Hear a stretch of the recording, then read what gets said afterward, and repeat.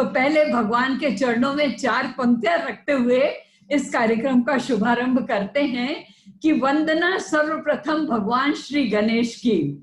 वंदना सर्वप्रथम भगवान श्री गणेश की, जिनकी वजह से कृपा बरसती है ब्रह्मा विष्णु महेश की। ब्रह्मा महेश की। तो भगवान के श्री चरणों में अपने श्रद्धा सुमन रखते हैं।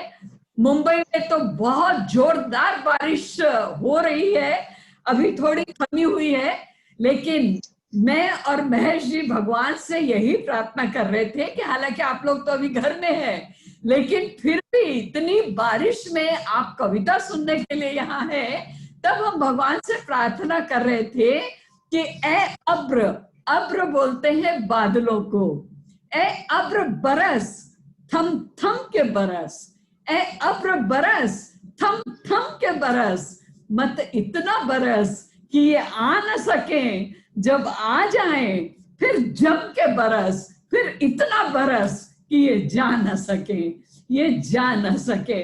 तो आप तक हमारे साथ रहना है, क्योंकि आज की रात एक विशेष रात है जब ऐसा माहौल है पूरे संसार का जहां पर चिंताएं बहुत है, डर बहुत है और मन के अंदर एक भय का वातावरण बन गया है।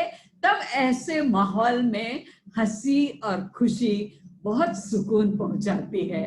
तब ऐसे में हंसना बहुत जरूरी है, क्योंकि माहौल क्या है, फूलों की बातें करें, मकरंद की बातें करें, फूलों की बातें करें, मकरंद की बातें करें, गीत की बातें करें और छंद की बातें करें। संसार को मृत्यु शैया पर बैठा दिया कोरोना ने, संसार को मृत्यु शैया पर बैठा दिया कोरोना ने। आइए हम काव्य में आनंद की बातें करें, आइए आनंद की बातें करें। आनंद आना चाहिए, खुशी मिलनी चाहिए, उसे ढूंढना नहीं पड़ता। आनंद आपके अंदर होना चाहिए, आपके अंदर आनंद की अनुभूति आनी चाहिए। क्योंकि मैं अक्सर कहा करती हूँ कि जो जोर जोर से नाचे वो जोकर नहीं होता, जो जोर से नाचे वो जोकर नहीं होता, जो जोर जोर से चिल्लाए वो हॉकर नहीं होता। मजा तो जो लेना जानता है बस उसी को मिलता है। मजा किसी के बाप का नौकर नहीं होता, मजा किसी के बाप का नौकर नहीं होता। जितना मजा लेना चाहेंगे आपको उतना मजा आएगा। बस आप कार्यक्रम से अंत तक जुड़े रहें। मैं आपको विश्वास दिलाती हूँ कि हम एक से बढ़कर एक बातें, एक से बढ़कर एक काव्य आपके समक्ष रखेंगे, क्योंकि मेरे साथ एक कितने बढ़िया कवि हैं और जिनका आप चेहरा देख रहे हैं अपने स्क्रीन पर, तो आपको समझ नहीं आ रहा होगा कि उन दीवार कहाँ तक है और कहाँ तक है। अच्छा, इनकी भी प्रॉब्लम है। ये बोल रहे थे जब मुंह धोता हूं तो पता ही नहीं चलता कि मुंह कहाँ तक धोना है, कहाँ तक ये जो बाउंड्री लाइन है। तो ये प्रॉब्लम उनके साथ है। लेकिन मेरे साथ में महेश दुबे जी हैं, जो हास्य के जबरदस्त कवि हैं। और ये सीए फेडरेशन का प्रोग्राम, फेडरेशन नहीं बल्कि बॉम्बे चार्टर्ड अकाउंटेंट सोसाइटी का प्रोग्राम है। सभी मेंबर्स यहाँ पर जुड़े हुए हैं। मैं आपका तहे दिल से स्वागत करती हूँ। इंटरनेशनल टैक्स और फाइनेंस कॉन्फ्रेंस जो कि 24th है और 2020 में यहाँ आयोजित हो रही है, उसके लिए आप सभी का बहुत अभिनंदन है। और जहां तक सीए की बात है, एक बात मैं जरूर कहना चाहती हूँ, कोई सीए अगर नींद में मुस्कुराया होगा, ध्यान से सुनिए सीए के लिए क्या कह रही हूँ। कोई चार्टर्ड अकाउंटेंट, कोई सीए यदि नींद में मुस्कुराया होगा तो निश्चित रूप से उसके सपनों में कोई नो डिमांड का असेसमेंट ऑर्डर आया होगा, नो डिमांड का असेसमेंट ऑर्डर आया होगा। तो ये होता है सीए। और एक बात और कहती हूँ कि संसार में सबसे बड़ा देशभक्त अगर कोई है तो वो सीए है। महेश जी आप भी सुनिए ध्यान से। आपका बेटा होता है। तो हाँ, मेरा संसार बेटा भी में सीए। सबसे बड़ा देशभक्त सीए है। अब ये बात मैं क्यों कह रही हूँ, देखिए डॉक्टर जो मुझे पता है क्यों कह रही है, क्योंकि हमको इन लोगों से पेमेंट लेना है। मैं इसलिए कह रही हूँ कि देखिए जो डॉक्टर होता है उसकी कमाई कब होती है, जब देश में बहुत बीमार बढ़ जाते हैं। जी जी जी जी। होता है उसकी कमाई कब होती है, जब अपराध बढ़ जाते हैं। लेकिन एक सीए ही ऐसा व्यक्ति है जो चाहता है कि न सिर्फ व्यक्ति की बल्कि पूरे देश की उन्नति होनी चाहिए, पूरे देश में धन धान्य बहुत बढ़िया। होना चाहिए ताकि उसका भी काम चलता रहे। तो आप सोचिए कि संसार में सबसे बड़ा देशभक्त कौन है, वो सीए। सीए, वो है सीए। और सीए यानी एग्जाम के पहले come again come again come again, न जाने बेचारा कितनी बार एग्जाम देता रहता है। एग्जाम के पहले कम अगेन और एग्जाम के बाद कंप्लीट आराम। फिर सीए की जिंदगी एसी में आ जाती है। ये होता है सीए। सभी चार्टर्ड मिलकर आज का ये कार्यक्रम रखा, बहुत अच्छी बात है, वरना मैं सीए लोगों को मुस्कुराते तो कभी नहीं देखती। मेरे हस्बैंड खुद सीए हैं लेकिन कभी नहीं मुस्कुराते, पर आज सीए लोगों ने ये जो हंसने का कार्यक्रम रखा है, ये बड़ी खुशी की बात है। और अगर आप बाजार में देखें तो आपको लगेगा कोरोना है ही नहीं। इतनी भीड़ बढ़ गई है बाजार में, लोग बाहर निकल गए, एक दूसरे से मिल रहे जुल रहे, लगता है कोरोना है ही नहीं। और अगर आप टीवी चैनल देखें तो लगेगा कि कोई जिंदा बचेगा भी कि नहीं। और सही बात। और हम लोग तो बड़े पॉजिटिव सोच वाले लोग हैं। देखो फॉरेन के लोग सोच रहे हैं पता नहीं हम जिंदा रहेंगे कि नहीं रहेंगे, बचेंगे कि नहीं बचेंगे। लेकिन हमारे घर की महिलाएं साल भर का अचार बना रही है, अनाज भर रही है, साफ सफाई कर रही है। तो बताइए सच्ची पॉजिटिव सोच किसकी। अरे कोरोना भले ही कितना भी पॉजिटिव हो, लेकिन हम महिलाओं की सोच जो पॉजिटिव है, ये बड़ी बात है। तो आइए, बहुत सारी बातें हैं कहने के लिए। मैं महेश दुबे जी को आमंत्रित करूंगी, वो कार्यक्रम को आगे बढ़ाएं, फिर मैं आ जाऊंगी, फिर महेश जी आ जाएंगे। हम लोग आपके साथ हैं, बस आपका साथ हमारे साथ रहे, ये मैं आपसे विनती करती हूँ। और पहले ये कह देती हूँ कि कृपया अपने मोबाइल फोन एसएमएस मोड पर डाल लें। एसएमएस मोड यानी सरदार मनमोहन सिंह मोड। हलता डुलता रहे भले ही, पर बोले कुछ नहीं। देखो बहुत अच्छी। कैसे चुप रहते हैं, वैसे ये भी चुप रहना चाहिए। तो अपने मोबाइल फोन आप एसएमएस मोड में डाल दें। भाइयों आज आप सुनेंगे, आपको ज्यादा आनंद आएगा। कल आप मोबाइल लेकर देखेंगे या अपने लैपटॉप पर देखेंगे तो लाइव का काम मजा आएगा। तो आज आप हमारे साथ जुड़िए। आपके कमेंट्स अगर आएंगे तो हम लोग कोशिश करेंगे उन्हें भी ध्यान देने की, पढ़ने की और आपसे बात करने की। लेकिन कार्यक्रम शुरू करते हैं। और सबसे पहले मैं ये बोलती हूँ, देखिए हंसी आना बहुत मुश्किल है। आप एक सेकंड में किसी के आंखों में आंसू ला सकते हैं, एक सेकंड में आप किसी को रुला सकते हैं, लेकिन युग बीत जाता है, आप किसी के चेहरे पर, किसी के होठों पर तबस्सुम नहीं ला सकते, हंसी नहीं ला सकते। बहुत कठिन है हंसी आना। इतने तनाव भरे जीवन में हंसना कितना मुश्किल है, ये आप भी जानते हैं, हम भी जानते हैं। क्योंकि हंसी तो रेल से आती नहीं है, हंसी तो तेल से आती नहीं है, हंसी आती नहीं हलवाइयों से, हंसी पनवेल से आती नहीं है। हंसी का जन्म अंतर में हुआ है। हंसी का आपके भीतर कुआं है, कुआं जो जिंदगी को सींचता है। महेश दुबे जल कुएं से खींचता है। तो लीजिए, हास्य मेघ गहरा रहे हैं, महेश दुबे हास्य कवि आ रहे हैं, आ रहे हैं, आ रहे हैं। अब आ क्या रहे हैं, यही तो पढ़े हैं, तो चलिए शुरू हो जाइए। और महेश जी शुरू है उसके पहले बता दूं, बहुत जबरदस्त हास्य के कवि हैं। पूरे देश ही नहीं विदेशों तक में जो काव्य पाठ करने के लिए जाते हैं, मैं भी जाती हूँ, लेकिन मैंने बताया नहीं क्यों अपनी तारीफ खुद करना, मैं महेश जी की कर रही हूँ। तो हम लोग टीवी शोज बहुत सारे करते हैं, लाफ्टर चैलेंज और वाह वाह क्या बात है, मैं अंगूर खट्टे, ऐसे अनेकों हम लोगों ने रियलिटी शोज में शिरकत की है। महेश भाई ने एक ऐसे ही कंपटीशन में फर्स्ट प्राइज भी लिया था। सामना पेपर में इनका प्रतिदिन के नाम से एक डायरेक्ट एक्शन नाम का जो कॉलम आता है, वो अद्भुत कॉलम है।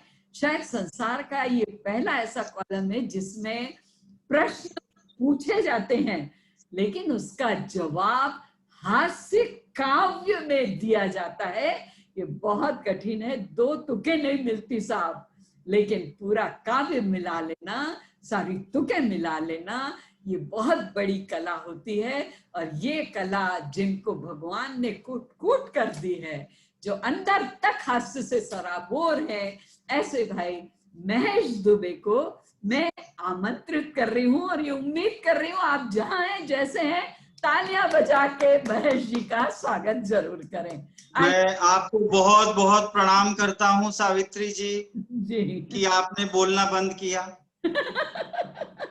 और हमें बोलने का मौका दिया, क्योंकि अपने देश में कोई महिला अपनी खुशी से किसी पुरुष को बोलने का अवसर दे दे तो उसे प्रणाम कर लेना चाहिए। महेश जी जितना ऐसा मत बोलिए, ऐसा मत बोलिए। देखिए, नारी से मत उलझना, नारी से मत उलझना, बड़ी विकट ये जाति, आप अंत काल पछताएंगे अटल जी की भांति। अटल जी पछताए याद है? इतनी मुश्किल से माइक दिया, उसके बाद फिर बोल रही हैं आप। लेकिन सुन लीजिए, मैंने तो 14 साल तक सवालों के जवाब दिए हैं। आप कह रही हैं कि अंतकाल पछताओगे अटल जी की भांति, तो आप सुनिए, आप किसी से उलझ जाइए, आप किसी से उलझ जाइए सामने बैठी पुरुष की जाति, वरना अंतकाल पछताएंगी जय ललिता की भांति। बहुत अच्छी तो बात कही। मैं इसीलिए प्रणाम कर रहा था, हाँ जी, क्योंकि हाँ। महिला को माइक दे देना बहुत आसान है, वापस उससे छीन के कुछ बोलना बहुत भारी पड़ता है। नहीं, मैं और मैं समझ इसीलिए गई, भी मूक देखो हो गया था। मैं समझ गई, समंदर के जितने किनारे हैं, आकाश में जितने तारे हैं, आंखों में जितने इशारे हैं, महेश जी इस घुटी हुई चांद में सब स्क्रू ढीले तुम्हारे हैं। भगवान कसम, ऑनलाइन भी पराये पुरुषों को देख करके उनके कितने स्क्रू ढीले हैं वो आप समझ जाती हैं। इसीलिए आपकी इस प्रतिभा को मैं प्रणाम करना चाहता हूँ। और आपने बताया कि मेरे स्क्रू ढीले हैं ना, तो इसका जवाब सुन लो अरे कि बाप हम पुरुषों के अगर स्क्रू ढीले ना होते, हम पुरुषों के अगर स्क्रू ढीले ना होते, हम अक्ल के कोरे पतीले ना होते, तो आप महिलाएं जीवन भर कुंवारी बैठी रहती मैडम, आप औरतों के हाथ पीले ना होते। बहुत बढ़िया बात कही आपने। तो पागल है इसलिए तो फंस जाते हैं, लेकिन चलिए कोई बात नहीं, ये तो चलता रहता है जी। मैं ये कह रहा था कि मैं इसीलिए भी मूक था क्योंकि हमारे कार्यक्रम का ये हिंदी का कार्यक्रम है और हमारा इंट्रोडक्शन अंग्रेजी में दिया गया। मुझे एक अक्षर समझ में नहीं आया। अगर मुझे अंग्रेजी आती तो मैं भी सीए होता ना, कभी थोड़ी होता। मुझे पता नहीं चला भाई ने क्या क्या बोला और क्या क्या नहीं बोला। लेकिन एक 4 पंक्तियां हैं कि खिला हो फूल तो डाली भी भली लगती है, खिला हो फूल तो डाली भी भली लगती है, शक्ल अच्छी हो तो काली भी भली लगती है, और प्यार के बोल भले लगते हैं हर भाषा में, अपनी हिंदी में तो गाली भी भली लगती है। तो हिंदी भाषा का कार्यक्रम हम करेंगे। बहुत बढ़िया, बहुत धन्यवाद। और मेरे बालों पर आपकी विशेष कृपा दृष्टि थी, तो मैं आपको ये बता दूं, अब मुझे ऑनलाइन ही कहना पड़ रहा है, नहीं तो साइड में हम दोनों ऑनलाइन हैं इस समय, लाइव हैं, इसीलिए मैं अलग से कह नहीं सकता कि आपकी विग थोड़ी सी पीछे खिसक गई है, तो उस लाइन को थोड़ा आगे ले आइए। क्या चीज? मेरी आपकी एक ही हालत है, लेकिन आपको वीक मिल गई टाइम पे, मैं कोरोना के कारण मंगा नहीं सका, इसलिए आपने मेरा मजाक उड़ाया। लेकिन ये चलता रहता आधी है, दूं? दुनिया में समस्याएं तो आती रहती हैं। आधी दूं दुनिया में क्या? समस्या, हाँ मैडम, तो इस दुनिया में देखो समस्या आती रहती है, पॉजिटिव रहना चाहिए। ये हो गया तो क्या प्रॉब्लम है इसके अंदर? जाही विधि राखे राम ताही विधि रहिए। वाह वाह, महंगे बहुत का जिन्हें अच्छा। शौक था सस्ते में आ गए, हाँ, महंगे का जिन्हें शौक था सस्ते में आ गए, आकाश में उड़ते थे वो रास्ते में आ गए, और कोरोना ने संसार का है हाल वो किया, सब हेलो हाय वाले नमस्ते पे आ गए। वाह वाह वाह। तो कोरोना ने तो बहुत बड़ी बड़ी प्रॉब्लम खड़ी कर दी, सारी दुनिया को हिला करके रख दिया। लेकिन जैसा है जो है उसी में खुश रहना चाहिए, जी क्योंकि हंसने मुस्कुराने की कला तो ऊपर वाले ने सिर्फ इंसान को दी है। आपने बहुत से जानवरों को देखा होगा, उनकी आंखों से आंसू बहते, वो हंस नहीं सकते। केवल जी इंसान ही एक ऐसा जानवर है जो चाहे तो हंस सकता है, चाहे तो रो सकता है। जी जी। लेकिन आदमी को सकारात्मक सोच रखनी चाहिए। छोटी छोटी हाँ, बातों पर नाराज होना, गुस्सा करना और चिड़चिड़ाना हम बहुत जल्दी सीख लेते हैं। छोटी छोटी बातों पर हंसना और मुस्कुराना भूल गए। मैं एक दोस्त के घर पे गया, टेंशन में बैठा हुआ था। मैंने पूछा किस बात का टेंशन है? बोला एक दिन हर कोई मरेगा। मैंने कहा इसमें इतना टेंशन लेने की क्या जरूरत है? बोला जो सबसे लास्ट में मरेगा उसको लेके कौन जाएगा? फोकट का टेंशन तो आदमी कहीं से भी ले लेता है। आजकल के जमाने में प्रॉब्लम ढूंढना नहीं पड़ता, प्रॉब्लम खुद आदमी को ढूंढ लेता है। हाँ हाँ। एक आदमी का पैर नीला पड़ गया, डॉक्टर ने काट दिया, बोले इन्फेक्शन हो गया। थोड़े टाइम के बाद दूसरा पैर भी नीला पड़ गया, डॉक्टर ने वो पैर भी काट के लकड़ी के पैर लगा दिए। थोड़े टाइम के बाद लकड़ी के पैर भी नीले पड़ गए। ओ फिर डॉक्टर बोला आप प्रॉब्लम समझ में आई, तेरी जीन्स कलर छोड़ रही है। जब तक प्रॉब्लम समझ में आती है पैर कट जाते हैं। इसीलिए जिंदगी में कभी भी प्रॉब्लम समझने की कोशिश मत करो। हाँ, कॉन्फिडेंस के साथ दुनिया की किसी भी प्रॉब्लम के सामने खड़े हो जाओ, दुनिया की कोई प्रॉब्लम तुम्हारा कुछ नहीं बिगाड़ सकती। वाह वाह, बहुत समस्याएं तो इतने अच्छे, तरह की हैं मैडम, समस्याओं के बहुत बारे में अच्छे। सोचेंगे तो हम पागल हो जाएंगे। एक दिन WHO आके कुछ कहता है, दूसरे दिन आकर के कुछ और कहने लगता है। एक दिन हाँ कहता हाँ है N19 ये कौन सा मास्क पहनो, दूसरे दिन कहता है वो मास्क किसी काम का नहीं है। तो रोज रोज तो परिस्थितियां बदलती रहती हैं, समस्या कहाँ नहीं है। एक आदमी ने अपने हाथ पे टैटू बनवाया, टैटू बनवा के हाँ जोर जोर से रो रहा था। हाँ। मैंने कहा मालूम था दर्द होगा तो क्यों बनवाया? बोला दर्द की वजह से थोड़ी रो रहा हूँ, स्पेलिंग गलत हो गई। कैटरीना लिखवाने गया था, कुतरीना लिख दिया। तो समस्या कहाँ से आएगी कोई नहीं बता सकता। ये सही दुनिया बात है। समस्याओं का घर है। एक आदमी डॉक्टर के पास गया, सुनो आप प्रॉब्लम कितने तरह की होती है मैं आपको बता नहीं सकता, इतने तरह की प्रॉब्लम इस दुनिया में है ना।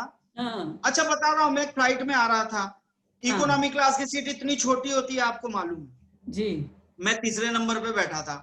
एक आदमी खिड़की के पास हर 3 मिनट के बाद बोलता था एक्सक्यूज मी वॉशरूम जाना है। मैं खड़ा होकर जगह देता, वो जाके आता, फिर बैठता, फिर 3 मिनट के बाद बोलता एक्सक्यूज मी। 50 बार हो गया। मैंने पूछा तेरे को चैन नहीं है क्या? बोला है ना, खुल नहीं रही है। तो हमारा पड़ोसी किस समस्या में ग्रस्त है कोई नहीं जानता। ये दुनिया समस्याओं का घर है। अच्छा मैं अभी चुनाव प्रचार करने गया था बिहार में। एक नेताजी चिल्ला चिल्ला के भाषण दे रहे थे। बोले हीरे को हीरा काटता है और लोहे को लोहा काटता है। इतने में उनको एक कुत्ते ने आके काट ली। तो आप समझो समस्या कितने तरह की होती है, कोई नहीं बता सकता असली समस्या क्या। इसीलिए समस्या ढूंढने के चक्कर में पड़ना ही नहीं चाहिए। एक आदमी डॉक्टर के पास गया, बोला डॉक्टर साहब मैंने सुना आप शराब छुड़वाते हो। डॉक्टर बोला हाँ। बोले चल के छुड़वा दो ना प्लीज, पुलिस ने मेरी 3 बाटली पकड़ ली।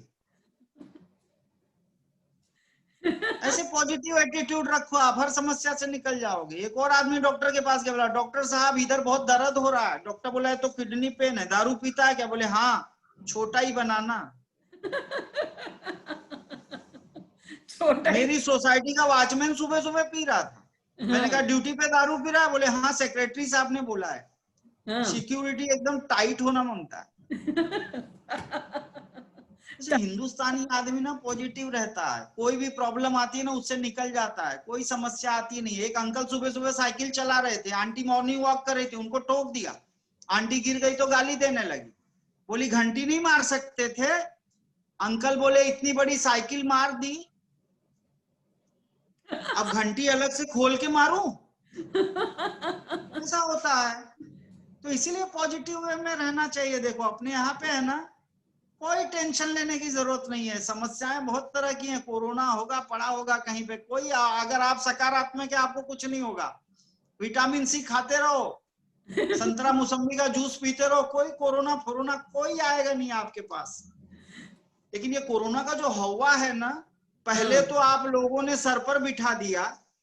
हम सारे कवि कलाकारों की क्या हालत हो गई, पहले तो आप लोगों ने सर पर बिठा दिया, फिर मौत के डर ने हमें दर पर बिठा दिया। कोरोना ने संसार का है हाल ये किया, आकाश में उड़ते थे हम, हमें घर पर बिठा दिया। वाह वाह वाह वाह। घर पे चूल्हा चौका कर रहे हैं। आप लोगों के तो मजे हैं मैडम, आपके यहाँ भी मिस्टर ही सब कुछ कर रहे होंगे, हम लोग भी वही सब कुछ कर रहे हैं, क्या करें। और हालत खराब है। वो तो मैं ये जो ये टैक्स वगैरह लेने वाले लोग हैं, बेचारे ये लोग कुछ न कुछ कर रहे हैं, नहीं तो जिंदगी खराब हो जाती। आज इन्होंने ये कार्यक्रम रखवा के हम दोनों का जो भला किया है, जो फाइनेंशियल सपोर्ट दिया है, उसके लिए मैं हृदय के अंतःकरण से इनका आभारी हूँ। मैं सच बता रहा हूँ। मिलने तो दो। नहीं मिलेगा, मिलेगा। अच्छा। आप पहले ही नजर मत लगाइए, सकारात्मक रहिए। सब सीए को जानती हूँ, मेरे हस्बैंड भी सीए हैं, मुझे पता है मिलेगा कि नहीं। ऐसा मत बोलिए मैडम, मुझे डराइए मत, नहीं तो मैं सब भूल जाऊंगा अभी मुझे जो भी पढ़ना है। सच बता रहा हूँ। अच्छा ये सुनो, हम लोगों का कोरोना से जो हमारे यहाँ सकारात्मक असर हुआ है ना, हिंदुस्तान की साख बढ़ी है। मैं आपको सच बता रहा हूँ, जब सांस घुट गई तो हवा मांग रहा है, जब सांस घुट गई तो हवा मांग रहा है, आटे को गूंथ करके तवा मांग रहा है, जिसकी अटक गई है जान खुद दुआओं पर, वो ट्रम्प आज हमसे दवा मांग रहा है। वाह वाह वाह, हिंदुस्तान से दवा मांग रहे हैं वो लोग। बहुत अच्छे, ये बात हो जाती, सही बात है। और 4 पंक्तियां आपको देता हूं, सुनिएगा आप। मैंने जो सकारात्मक रहने की बात की थी ना, तो समस्या कितने तरह की होती है। एक समस्या का क्षण दे रहा हूं।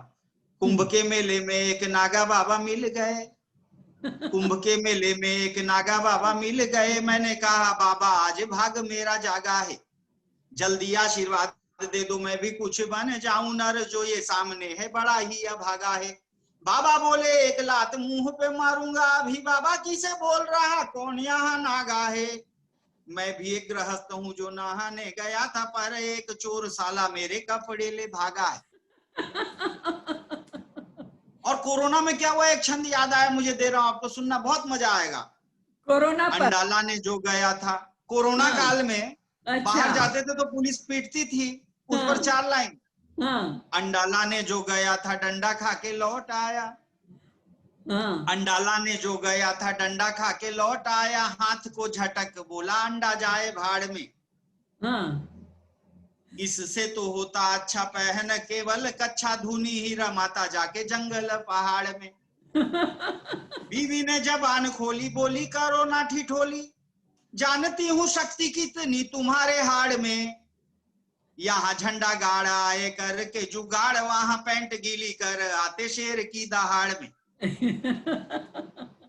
तो ऐसी ऐसी भी परिस्थितियां हो गई। मैंने तो कोरोना चालीसा पूरी लिखी है अवधी भाषा की, वो तो यहाँ नहीं पढ़ूंगा, वो आप चाहें तो YouTube पर मेरे जाकर के और उस पर भी देख सकते हैं, मेरे फेसबुक पेज पे कोरोना चालीसा। लेकिन वो बात तो अलग हो गई। जो मैं बात कर रहा था हम कवियों की फाइनेंशियल पोजीशन के बारे में, और बड़ी तकलीफ है।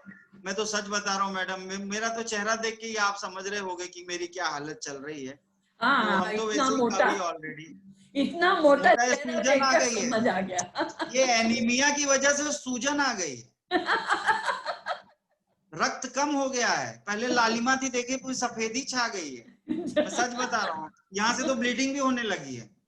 आप समझ नहीं रहे, मेरी तबीयत बहुत खराब है। अच्छा। मैं सच बता रहा हूँ, एक आदमी ने मुझसे पूछा, मैं कल टमाटर लेने उतरा था, मतलब मांगने उतरा था, तो एक आदमी ने मुझसे पूछा भाई साहब 100 रुपए का छुट्टा है क्या। मैंने कहा छुट्टा तो नहीं है, लेकिन आपने ये पूछ के मुझे जो इज्जत दी है उसके लिए मैं सारी जिंदगी आपका शुक्रगुजार रहूंगा। मैं सच बता रहा हूँ। अच्छा, हम सारे कवियों की ये हालत है। एक गीत आपको दे रहा हूँ, सुनिए, हास्य का एक गीत इस दौर में दे रहा हूँ। उसके बाद आप फिर बोलना, क्योंकि आप पिछले 1.5 मिनट से चुप हैं, तो मैं नहीं चाहता कि आपका हार्ट वार्ट फेल हो जाए। तो एक गीत गाने के बाद में तुरंत आप बोलना शुरू कर देना, और बहुत लंबा बोलना। मैं एक गीत सुना रहा हूँ। महंगाई ने सर पे मार दिया डंडा, महंगाई ने सर पे मार दिया डंडा, अंतर में आग जले चूल्हा है ठंडा। महंगाई ने 3 बेर खाते थे 3 बेर खाते हैं, चीजों के दाम सुन रो रो रह जाते हैं। पत्नी और बच्चों को बहलाने की खातिर सेब अमरूदों की फोटो दिखाते हैं। पहले था मोटा अब हो गया सरकंडा, महंगाई ने सर पे मार दिया डंडा, महंगाई ने। गैस, एक व्यंग की पंक्ति दे रहा हूं, देखना आप। गैस सिलेंडर होता है ना, उसके लिए बहुत सारे गरीब लोग परेशान रहते हैं, किसी को मिलता है किसी को नहीं मिलता, गैस की प्रॉब्लम होती है। मैंने इसको व्यंग में कैसे लिया है, गैस अब मिलती है बस खाली पेटों में, गैस अब मिलती है बस खाली पेटों में, पेट्रोल दहशत फैलाता है सेठों में। आइसक्रीम देखते ही जूड़ी चढ़ जाती है, कड़वाहट मिलती है आगरा के पेठों में। पानी भी ढूंढ रहा हाथ लिए हंडा, महंगाई ने सर पे मार दिया डंडा, महंगाई ने सर पे मार दिया डंडा, अंतर में आग जले चूल्हा है ठंडा। महंगाई ने कपड़ों के दामों ने ऊंचाई पाई है, नागा बाबा बनने की बारी आई है। जनता चिल्लाती है गला कटे बकरों सी, भारत की राजनीति हो गई कसाई है। मेरी तो राय यही बन जाओ पंडा, महंगाई ने सर पे मार दिया डंडा, महंगाई ने। 4 पंक्तियां देता हूं और काव्य पाठ को विराम देता हूं इस दौर में। मैंने सरकार के सारे जितने कल्याणकारी कदम हैं वो सबका मैं बहुत समर्थन करता हूं, लेकिन एक बात जरूर कहता हूं कि नौकरी साफ हो जाए न भत्ता साफ हो जाए, नौकरी साफ हो जाए न भत्ता साफ हो जाए, शहद ना चाट लो इतना कि छत्ता साफ हो जाए। वजन कितना उठा सकती है जनता पहले ये तौलो, सबर को इतना न जांचो कि पत्ता साफ हो जाए। सबर को इतना न जांचो कि पत्ता साफ हो जाए। बहुत बढ़िया, बहुत धन्यवाद, बहुत धन्यवाद। बहुत बढ़िया पढ़ा आपने महेश जी। मैं हमारे दर्शकों को बता दूं, हम लोग तो मंच के कलाकार हैं, हास्य कलाकार हैं, और सामने हमारे हजारों और लाखों की भीड़ होती है। जी जी जी जी।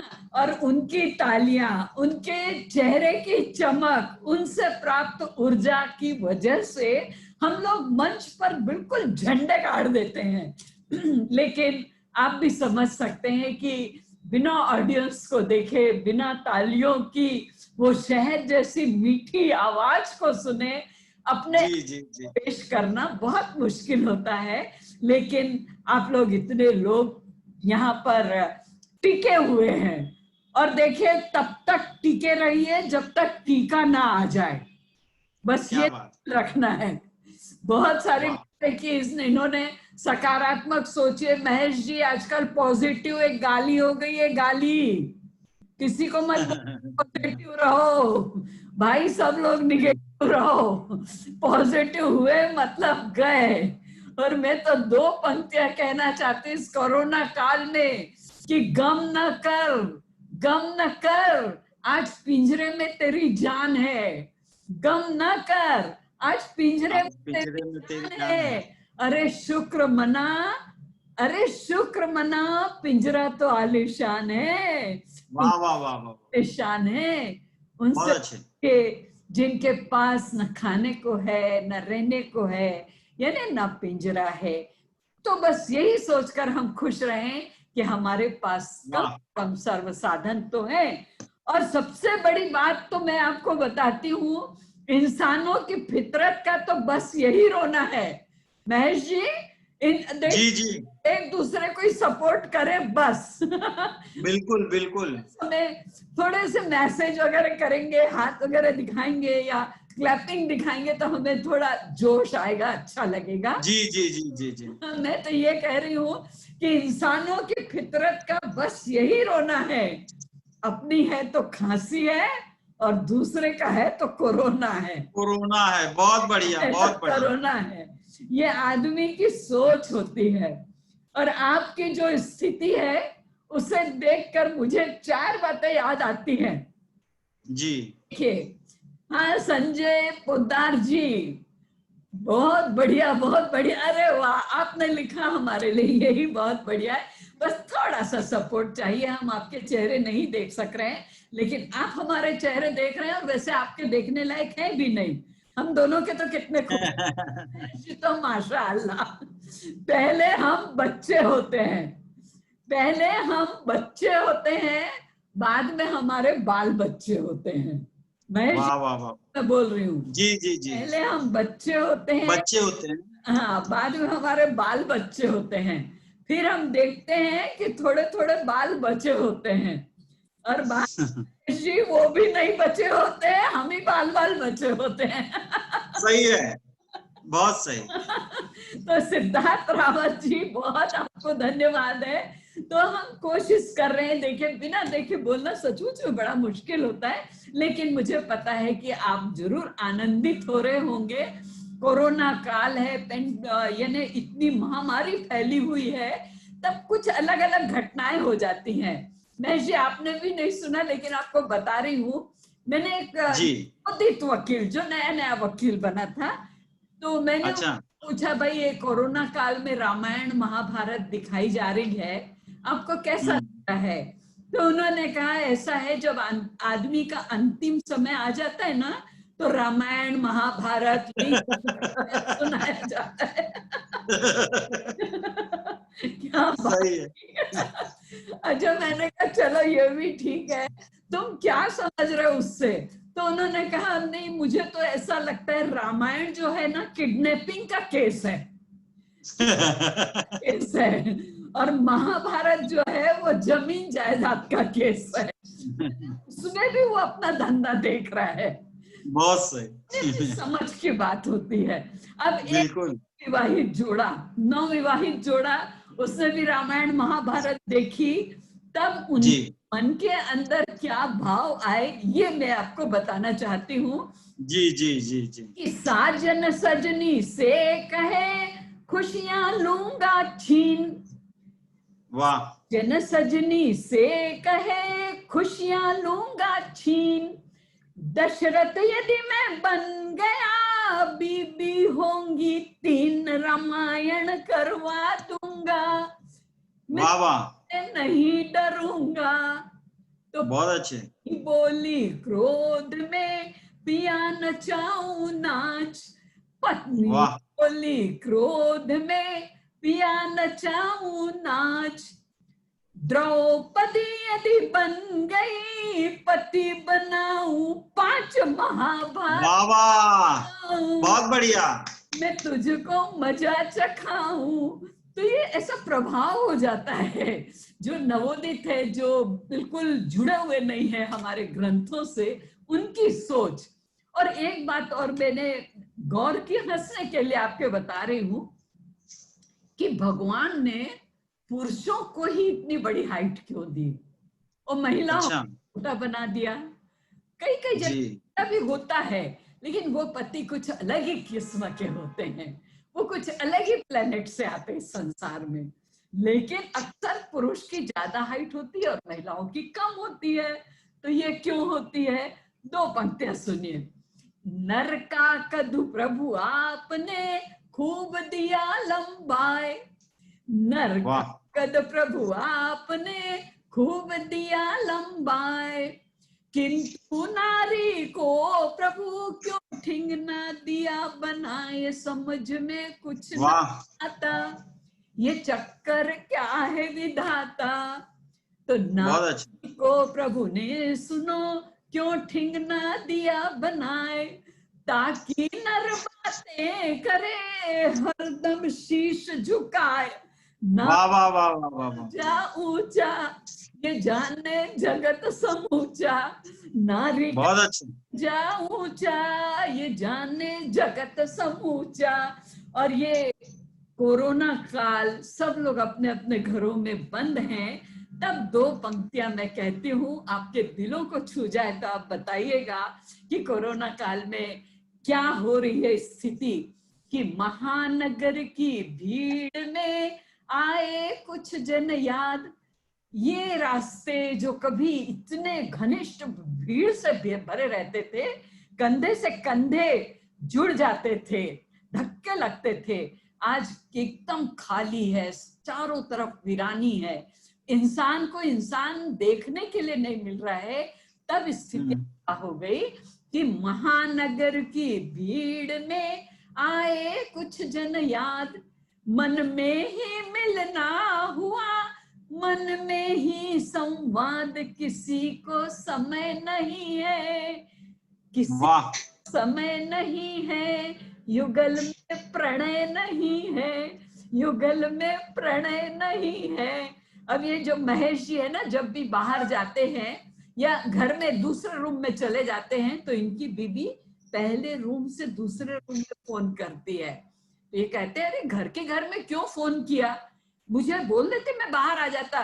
तो बोली, नहीं जी, बार बार जब 4 महीने से आपका मुंह देख देख कर मैं उकता गई हूँ, इसके मारे आप नहीं बंद रहो, मैं आपको फोन कर दूंगी। तो इससे बहुत बदल गई है मित्रों, लेकिन इसमें भी आप हंस सकें, मुस्कुरा सकें, तो ये हमारे लिए बहुत बड़ी नियामत होगी। तो आइए बात को आगे बढ़ाते हुए एक छोटी सी बात बताती। देखिए, हम लोग कार्यक्रम करने के लिए बहुत सारी जगह जाते रहते हैं। अभी तो 4 महीने से घर में पड़े हैं और सड़े हैं लेकिन कार्यक्रम करने के लिए हम लोग काफी जगह जाते रहते हैं। हम लोगों ने बैंकॉक में, महेश जी याद है? हाँ। बैंकॉक में कार्यक्रम किया था, तो वहां बड़ी अच्छी व्यवस्था थी। ऊपर हमारे रहने के कमरे थे और नीचे हमें लंच के लिए आना था। करीब 2 बज गए थे और बहुत भूख लगी थी सबको, तो सबने कहा भाई चलो जल्दी नीचे चलते। नीचे गए तो हम लोगों ने वहां देखा 2 कमरे बने हुए थे, 2 केबिन बने हुए थे। एक में लिखा था वेजिटेरियन फूड, दूसरे में लिखा था नॉन वेज फूड। तो हम सभी वेजिटेरियन थे। वेजिटेरियन वाले केबिन का दरवाजा खोलकर हम लोग अंदर गए, तो अंदर फिर 2 कमरे थे। एक में लिखा था चाइनीज फूड, एक में लिखा था इंडियन फूड। तो सबने कहा भाई चाइनीज फूड खाना चाहिए, इंडियन फूड तो अपने देश में खाते ही रहते हैं, चलो चाइनीज फूड खाएंगे। अब भूख भी जोरदार लगी थी, खुशबू बढ़िया आ रही थी, मुंह में पानी भी आ गया था। तो हम लोग चाइनीज फूड वाले केबिन का दरवाजा खोलकर अंदर गए, तो फिर 2 केबिन थे महेश जी, फिर 2। जी जी। एक में लिखा था कैश, दूसरे में लिखा था क्रेडिट, यानी नगद और उधार। अब आप जानते, आम भारतीय को अगर उधार की सुविधा मिल जाए तो फिर कौन खाए। तो हम लोग उधार वाले केबिन का दरवाजा खोलकर जैसे ही अंदर गए कि दूसरी तरफ की सड़क पर बाहर आ गए ये होता है टिट फॉर टैट, जो हमने सोचा था हमें मिला नहीं। तो होती ऐसे ऐसे घटनाएं होती रहती है हमारे साथ, बहुत सारे संस्मरण बनते हैं, लेकिन बहुत अच्छा का आनंद है। और आनंद देने वाले कवि हैं हमारे भाई महेश दुबे। पहले आपने उनको सुना, और दूसरे महेश जी, इन दिनों राम जी की चर्चा बहुत है, और वो इंसान कोई काम का नहीं जो राम का नहीं। तो जी। आपने तो बहुत लिखा है राम पर, मुझे पता है, बहुत लिखा। राम भक्त ही है, कि आप हनुमान ही दिख रहे हैं राम के सामने मैं कुछ पंक्तियां राम पर भी सुना दीजिए, और फिर जैसा हाँ मन हो। सुन लीजिए। अभी जब राम मंदिर आंदोलन शुरू हुआ था, तब की ही कुछ पंक्तियां थी जो मैंने परसों ही शेयर की। जी। जब राम मंदिर निर्माण शुरू हुआ, वो कविता आपको सुनाता हूँ। हाँ। अरे राम के नाम के शत्रु हैं जो, उन्हें राम का तेज बताना पड़ेगा। और जन्म में राम है, मृत्यु में राम, ये सत्य उन्हें समझाना पड़ेगा। जीवन की हर धड़कन राम है, राम ही राम गवाना पड़ेगा। उनसे ये कह दो जो बाप मरेंगे, ले राम का नाम जलाना पड़ेगा। वाह, क्या बात है, वाह वाह तो वाह। राम की मर्जी से जीता है मानव, राम की मर्जी से जीव मरे। और राम ने माथे पे जो लिख दिया, फिर काल भी आए तो ना ही डरे। वाह, ढांचा गिराया है, ढांचा गिराया है, ढांचा गिराया है, काहे करे। राम की सेना थी तोड़ने वाली, और राम की मर्जी थी ढांचा गिरे। और आदर मान सभी धर्मों का हो, परंतु न हिंदू का अपमान हो। ये हिंदुस्तान है ये जरूरी कि राम की भूमि का सम्मान हो। है कौन हिंदू यहाँ जन्मा ऐसा, जो राम की महिमा से अनजान हो। मंदिर बनाएंगे है ये सुनिश्चित, भले कोटि शीशों का बलिदान हो। वाह वाह वाह। ये एक लंबी कविता थी जो उस समय बहुत आंदोलनों में गाई जाती थी, और राम ये आपकी मंदिर निर्माण शुरू हुआ। फेसबुक में बहुत वायरल हुई है आपकी ये जी कविता, जी जी जी जी। बहुत तो लोगों ये तो द्वारा ठीक सुनी है गई मैडम, है। पहले शुरू में एक्चुअली ना सारे कवि लोग बहुत तरह के रस लिखते हैं, हाँ। बाद में उनकी शादी हो जाती है, फिर वो लोग आप बीती लिखने लगते हैं जिसे दुनिया हास्य रस समझती है। तो मैं तो दुनिया भर के विषय पे कविता लिखता था, लेकिन बाद में एक ही रस बचा, क्योंकि अपने देश में जो जितना बड़ा पत्नी पीड़ित होता है उतना ही बड़ा कवि बन जाता है। तुलसीदास को उनकी पत्नी ने मारा, वो महाकवि बन गए। कालिदास को उनकी पत्नी ने पीटा, वो महाकवि बने। बहुत जल्दी मैं भी महाकवि बनने वाला। और मैं पत्नी पीड़ित हूं, मैं छुपाता भी नहीं, मेरा हेयर स्टाइल ही चीख चीख के बता देता। हेयर मैं स्टाइल सच बता रहा हूँ। कहाँ है हेयर स्टाइल? यही इसको ही हेयर स्टाइल कहते हैं। जब हेयर के बदले में केवल टाइल नजर आए तो समझ लो वही है हेयर स्टाइल। कुछ लोग मुझे कहते हैं तुम कवि लोग झूठ मूठ महिलाओं को बदनाम करते हो। जिसको शक हो मेरे घर पे आके देख लो। एक खतरनाक राष्ट्रीय आपदा यहाँ भी पड़ी हुई है, नेशनल डिजास्टर। पिछले दिनों टीवी पे ऐश्वर्या राय का डांस देख के मेरी घरवाली जोश में आ गई, मेरे पास आई और एक पैर पटक के बोली मैं भी नाचूं। अलमारी से 3 बर्तन गिर पड़े। साई जी ऐसा। अभी सावित्री जी के घर पे एक प्रोग्राम था, तो बोली जब ये जो लॉकडाउन चला इसके पहले इनके घर पे कोई प्रोग्राम था, तो इन्होंने कहा कि भाभी को भी ले आना। मैंने कहा अभी आपने वो दागीना देखा नहीं है। 4 पंक्तियां सुनाई, मुझे करिए क्षमा पत्नी को अपनी ला नहीं पाया, बहुत लोगों को दिखलाया मगर सबने समझाया, कोई भी ड्राइवर रिक्शे का धोखा खा नहीं सकता, ये ट्रक का माल है रिक्शे में हरगिज जा नहीं सकता। घरवाली पैर पटक के बोली मैं भी नाचूं। अलमारी से 3 बर्तन गिर पड़े। मैंने हाथ जोड़ के कहा तू रहने दे भगवान, थोड़े समय पहले केदारनाथ में नाची थी, आज तक रिपेयरिंग चल रही है। महिलाएं बड़ी कठोर होती हैं, मैं सच बता रहा हूँ। 4 पंक्तियां देता हूँ, सुनिए। स्वागत है, स्वागत है, स्वागत।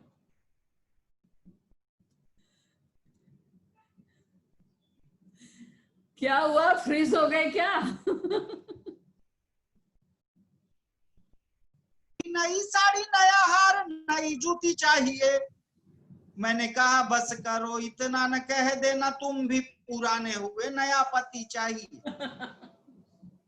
पत्नी से हुई लड़ाई, पिट गए महेश भाई, बोले अब मुझे जीना नहीं मर जाना है।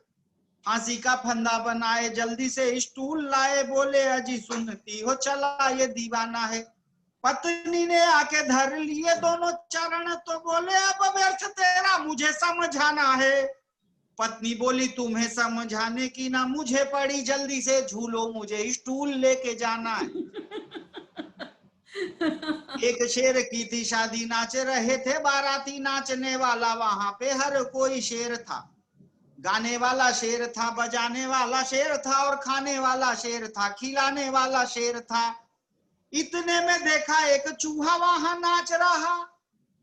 देख सभी चौके ये कमीना कब शेर था। हाथ जोड़ चूहा बोला आज मैं हूँ शादीशुदा, शादी के पहले तो यारों मैं भी बब्बर शेर था। रामलाल जी की झगड़ालू बीवी मर गई, रामलाल जी की मानो लाइफ ही तर गई। इतने प्रसन्न हुए जमा पूंजी फूंक डाली, 5 मिनट में ही चंदन चीता सज गई। इतने में बादल आए बिजली चमक उठी, आसमान में मानो प्रलय ही मच गई। हाथ जोड़ बोले रामलाल भाई लगता है मेरी झगड़ालू अब ऊपर पहुंच गई। बढ़िया है, बढ़िया। मैं घरवाली के पास गया, मैंने कहा घरवाली कैसी कठोर होती है मैडम, मैं आपको बताता हूँ, आपको भी आज रियलाइज होगा। मैं गया, मैंने कहा 500 रुपया दे, चश्मा बनवाना है, दूर की नजर कमजोर हो गई। बोली फोकट में खर्चा मत करो, मुझसे खूबसूरत पूरे एरिया में कोई नहीं। मैंने कहा उस काम के लिए चश्मा नहीं बनवाना है, मैं कोई मुंबई सीए एसोसिएशन वाला थोड़ी हूं, मैं कवि आदमी हूं। रात को कहीं से आता हूं, ट्रैफिक दिखाई नहीं पड़ेगा, एक्सीडेंट हो जाएगा, मर जाऊंगा, मुझे दूर का कुछ नजर नहीं आ रहा है। मेरा कान पकड़ के टेरेस पे लेके गई, ऊपर उंगली दिखा के बोली वो क्या है। मैंने कहा चांद है। बोली और कितना दूर देखेगा। अरे भाई साहब मयूर नायक जी, मैं आपसे बता रहा हूं, आप मेरी बात सुनो। मेरी शादी नहीं हुई थी, मुझे इस दलदल में फंसाने वाली ये महिला है जो संचालन कर रही है। मेरी शादी नहीं हुई थी, मैं अपने कपड़े खुद धोता था। सावित्री जी कभी कभी आती थी प्रोग्राम में साथ जाने के लिए, इनकी गाड़ी में मुझे लिफ्ट देती थी, तो मेरे घर पे आती थी, मैं कपड़ा धोया करता था, तो बोलती थी तू कवि है, तू कपड़ा धोता अच्छा नहीं लगता, शादी कर ले, शादी कर ले। मैं इनकी बातों में आ गया, मैंने शादी कर ली। तुम कुर्ता धोते हो, पायजामा धोते हो। शादी कर ली, 6 महीने के बाद ये फिर आई, मैं कपड़ा धो रहा था। तो बोली अरे महेश भाई शादी के बाद भी कुर्ता पायजामा खुद ही धो रहे हो। मैंने कहा आंख खोल के देखो, साड़ी ब्लाउज है। मामूली कष्टों से हम कभी नहीं बने साहब, ये महिलाएं ऐसी कठोर है। आज महिलाओं तक का धो रहे हृदय, हो, आज तक। महिलाओं का हृदय बहुत कठोर होता है, पुरुषों का हृदय बहुत कोमल होता है। कुछ लोग कहते हैं महिलाएं कोमल होती हैं, महिलाएं संवेदनशील होती हैं, महिलाएं नाजुक होती हैं, सब झूठ बोलते हैं। महिलाएं कठोर होती हैं। मैं एक उदाहरण पेश करता हूँ, आप सब कल्पना करें, लोकल ट्रेन के किसी भीड़ भरे डिब्बे में एक अपरिचित महिला और पुरुष यात्रा कर रहे हो, अनजान, अगल बगल बैठे हो। अच्छा। अचानक पुरुष को नींद आ जाए और गलती से उसका सिर महिला के कंधे पे टिक जाए तो महिला क्या करेगी? जितनी गालियां उसे याद होंगी सब बेचारे पे समर्पित कर देगी। अगल बगल के यात्रियों से कह के उसका पूजन भी करवा सकते। कोई मेरे जैसा शरीफ होगा तो वहीं सुसाइड कर लेगा। यह है महिला का संकुचित हृदय, छोटा सा हृदय। अब आप कल्पना करें, लोकल ट्रेन के उसी भीड़ भरे डिब्बे में वही अपरिचित महिला और पुरुष यात्रा कर रहे हों। अब महिला को नींद आ जाए और उसका सिर पुरुष के कंधे पर टिक जाए तो पुरुष क्या करेगा? मैं गारंटी के साथ बोलता हूं 8 स्टेशन आगे तक चला जाएगा लेकिन कंधा नहीं हिलाएगा। उसके पास टिकट दादर तक का ही होगा, वो चर्च गेट तक विदाउट चला जाएगा। टीटी पकड़ लेगा, एक हाथ से पैसा निकाल के फाइन भर देगा, लेकिन उसको कष्ट नहीं होने देगा जिसने उसका सहारा ले रखा। ये है हम पुरुषों के हृदय की उदारता, हमारे हृदय की विशालता, और ये है महिलाओं का संकुचित हृदय। महिलाओं का हृदय तो इतना छोटा होता है, इतना छोटा होता है, इतना छोटा होता है कि उसमें एक ही पुरुष रह सकता। दूसरी ओर हम पुरुषों का हृदय ओपन थिएटर। एक कोने में बिपाशा भी पड़ी रहती है, दूसरे कोने में राखी सावंत घर ढूंढ रही है, तीसरे कोने में हनीप्रीत है। पुरुषों का हृदय बहुत बड़ा होता है। नारी है महान, नारी की बड़ी है शान, नारी का बड़ा है ज्ञान, नर तो सदा पिछाड़ी है, और नारी की रफ्तार मानो जेट पे सवार, नर क्या करे पुकार, वो तो सुस्त बैलगाड़ी। आगे राधा पीछे श्याम, सीता के हैं पीछे राम, पार्वती जी के हाथों में शिव जी की नाड़ी है, और राजनीति देखो काशी पीछे पीछे माया के था, सोनिया के पीछे मनमोहन की दाढ़ी। शादी के बाद प्रॉब्लम और क्रिएट होने लगते हैं कवियों के जीवन में, आपको शायद पता नहीं होगा। अच्छा। एक कवि की शादी हुई, पहली रात उसने सोचा अपनी पत्नी पर अपनी विद्वत्ता की ऐसी धाक जमा दूं कि सारी जिंदगी के लिए मेरी गुलाम हो जाए। तुरंत एक गीत लिखा, तुम ही मेरी यामिनी हो, तुम ही मेरी कामिनी हो, तुम ही मेरी भामिनी हो, तुम ही मेरी दामिनी हो, तुम ही मेरी सब कुछ हो। तो पत्नी भी सेमी कवियत्री थी, बोली तुम ही मेरे सुरेश हो, तुम ही मेरे रमेश हो, तुम ही मेरे योगेश हो, और तुम ही मेरे मायके वाले महेश हो। तो कवि का टेंशन बहुत बढ़ गया। बोले शादी के पहले तेरी कितने लोगों से दोस्ती थी, आज ही बता दे, बाद में पता चला तो अच्छा नहीं होगा। पत्नी चुप हो गई, 15 मिनट तक चुप रही। पति बड़ा खुश हुआ, बोला इसका मतलब तुम्हारी किसी से दोस्ती नहीं थी? और बोली धत, अभी तो मैं गिन रही हूँ। तो कवि तो थोड़ी देर के लिए बेहोश हो गया, फिर होश आया, इधर उधर हाथ मारा तो एक पोटली मिली। उसे खोला तो उसमें थोड़े से चने पड़े थे और 12.5 रुपए कैश। तो उसने पूछा ये चने किस बात के हैं? पत्नी बोली शादी के पहले जो एक दोस्त होता था उसके नाम पे एक चना रख लेती थी। उसने बैठ के गिना तो 60 चने निकले। फिर पूछा है 12.5 रुपए किस बात के हैं? वो बोली 2.5 किलो चना बेच दिया था। इतना वजन लेके किधर किधर घूमने का। ये तो आज की बातें चलती रहती हैं। एक कविता आपको सुनाता हूं अपने मन की, बिल्कुल अभी नया गीत लिखा है, मैडम आपने भी नहीं सुना है। ये गीत आपको देता हूं, अपने देश का गीत है। ये सारा जो समाज बैठा हुआ है ना, जो हमसे जुड़ा हुआ है, सबको मैं प्रणाम करता हूं। सीमा पर सैनिक की जितनी जरूरत होती है ना देश को बचाने के लिए, उतनी ही देश में सीए लोगों की जरूरत है देश को चलाने के। देश का फाइनेंस अगर मजबूत नहीं रहेगा तो सेना के हथियार भी नहीं खरीदे जा सकेंगे और लोगों के मुंह में दाना भी नहीं जाएगा। आप लोग भी एक सिपाही हैं, जो एक सिपाही की तरह देश में रहते हुए देश को चलाने की कवायद कर रहे हैं। मैं आपको प्रणाम करता हूं। बहुत अच्छे। और एक गीत आपको सुनाता हूं, सुनिए। जान भी देनी पड़े तो दो वतन के वास्ते, जान भी देनी पड़े तो दो वतन के वास्ते, फूल का सौभाग्य जो महके चमन के वास्ते, जान भी देनी पड़े तो दो वतन के वास्ते। हमारे साथ में अब्बास भाई जुड़े हुए हैं, जोरावाला जी, जोरावाला जी, अब्बास भाई जुड़े हैं, महेश जी जुड़े हुए हैं, बहुत सारे लोग जुड़े हुए हैं जिनके नाम अभी, लेकिन ये सारे लोग जो है ना एक साथ मिलकर के हिंदुस्तान बनाते हैं साहब। यहाँ पर राम बसता है, यहाँ रहमान बसता है, यहाँ हर धर्म का हर जाति का इंसान बसता है। जो हिंदी बोलते हैं बस वही हिंदू नहीं होते, वो भी हिंदू हैं जिनके दिल में हिंदुस्तान बसता है। तो ये सारे हिंदुस्तानी जो यहाँ पर जुड़े हुए हैं। बहुत अच्छे, बहुत अच्छे। ये पंक्तियां लता हया जी की थी जो मैंने यहाँ उद्धृत कर दी, अचानक मेरे दिमाग में आ गई। तो मैं मेरा गीत आपको सुनाता हूँ, जो सारे लोग एक साथ मिलकर के इस देश को जान भी देनी पड़े तो दो वतन के वास्ते, फूल का सौभाग्य जो महके चमन के वास्ते, जान भी देनी पड़े तो दो वतन के वास्ते, एक दिन सांसें रुकेंगी खेल सब रुक जाएगा, एक दिन सांसें थमेंगी खेल सब रुक जाएगा, गर्व से माथा तना जो देखना झुक जाएगा, एक ही झटका बहुत समझो पतन के वास्ते, जान भी देनी पड़े तो दो वतन के वास्ते, जब भगत आजाद देने जहां वतन पर चल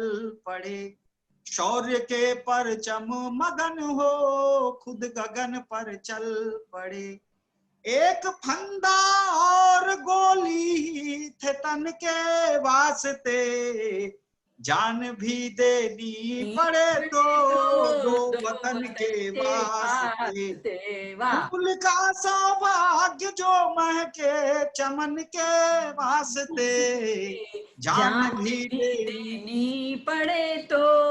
हिंदू मुस्लिम की लड़ाई सब यहीं रह जाएगी, आपसी नफरत अदावत रक्त में बह जाएगी, देख लो यह एक मुद्दा है मनन के वास्ते, देख लो यह एक मुद्दा है मनन के वास्ते, जान भी देनी पड़े तो दो वतन के वास्ते।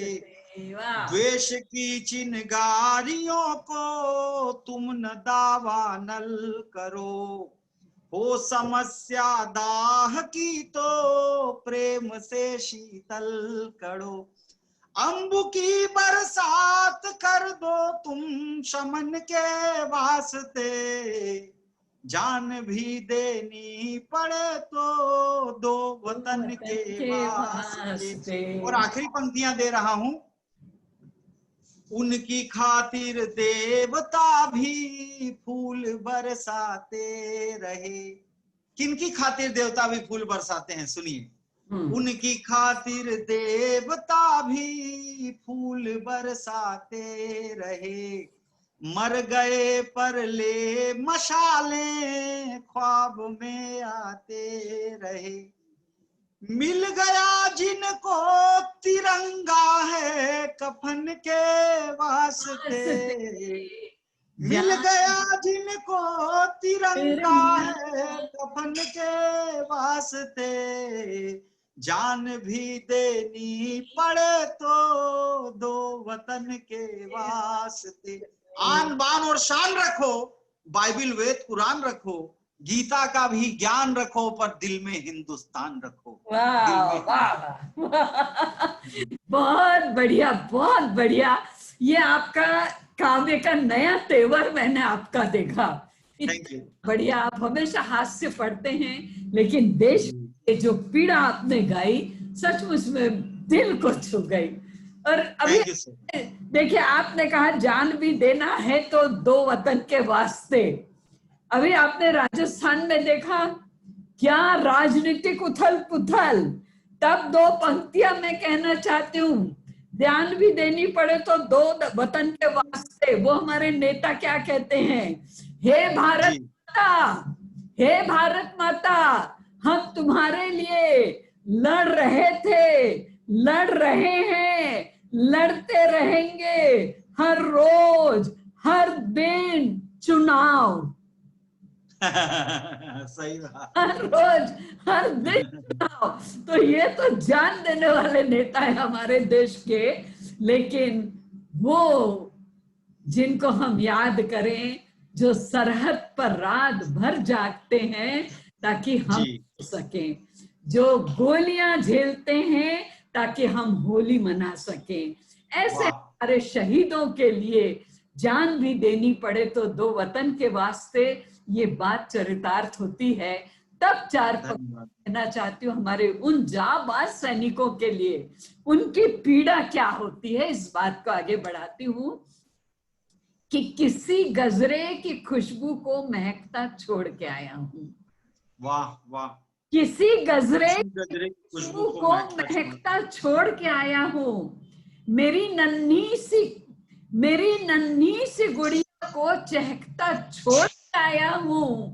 मुझे सीने से तू लगा लेना भारत माँ, मैं अपनी माँ की बाहों को तड़पता छोड़ के आया हूँ। वाह वाह वाह वाह वाह। अपनी माँ की बाहों को तड़पता छोड़ के आया हूँ। बहुत अच्छे हैं जान की बाजी लगाने वाले।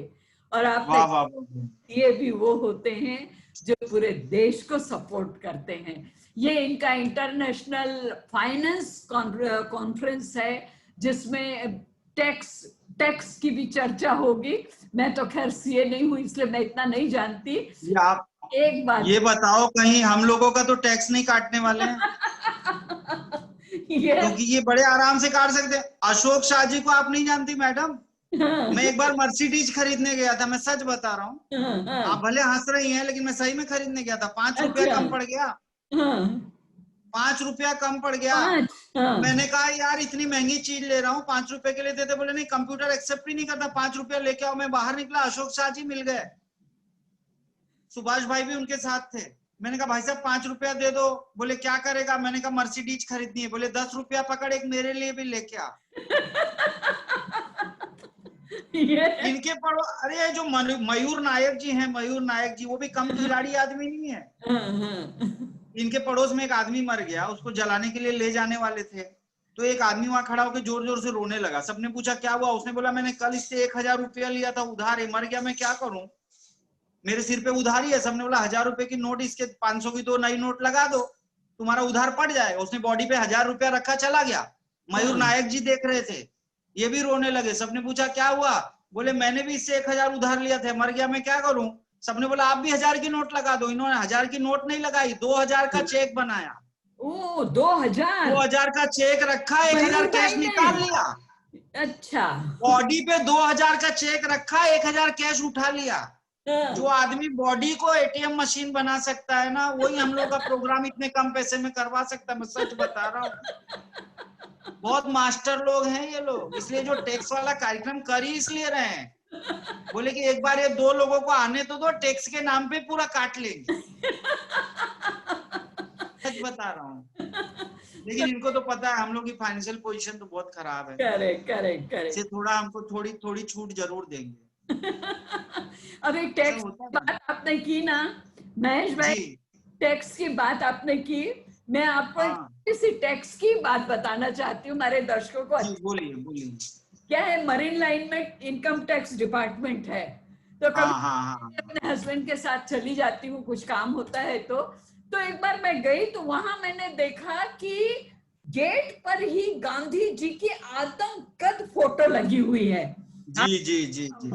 वही गांधी जी जो अपना लंगोट पहनते थे और कपड़ा डालते थे, हाथ में लाठी, वो फोटो लगी हुई है।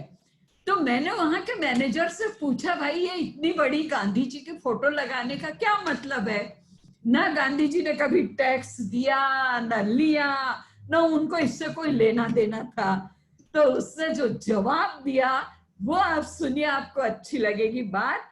उसने जी कहा मैडम हम इस फोटो के द्वारा सिर्फ ये बताना चाहते हैं कि अगर आपने 5 साल तक ईमानदारी से टैक्स दिया तो आप इसी हालत में पहुंच जाएंगे। तो मेरी एक कविता मुझे याद आई, ये बोलिए। इसी पर फाइनेंस पर एक कविता दे रहा हूँ, छोटी सी, सुनिए, मजा आएगा। हाँ हाँ बोलिए। एक सेठ जी मरणासन्न थे, हाँ अर्थात प्राण छोड़ रहे थे, और उनके 4 बेटे सिरहाने खड़े होकर 13वीं के खर्च का हिसाब जोड़ रहे थे। अच्छा। एक सेठ जी मरणासन्न थे, अर्थात प्राण छोड़ रहे थे, और उनके 4 बेटे सिरहाने खड़े होकर 13वीं के खर्च का हिसाब जोड़ रहे थे। बड़ा बेटा बोला भैये अब एम्बुलेंस बुला लेनी चाहिए, कम खर्च में काम पड़ जाएगा, नहीं तो शव यात्रा निकालने के चक्कर में तो आधा बैंक बैलेंस निपट जाएगा।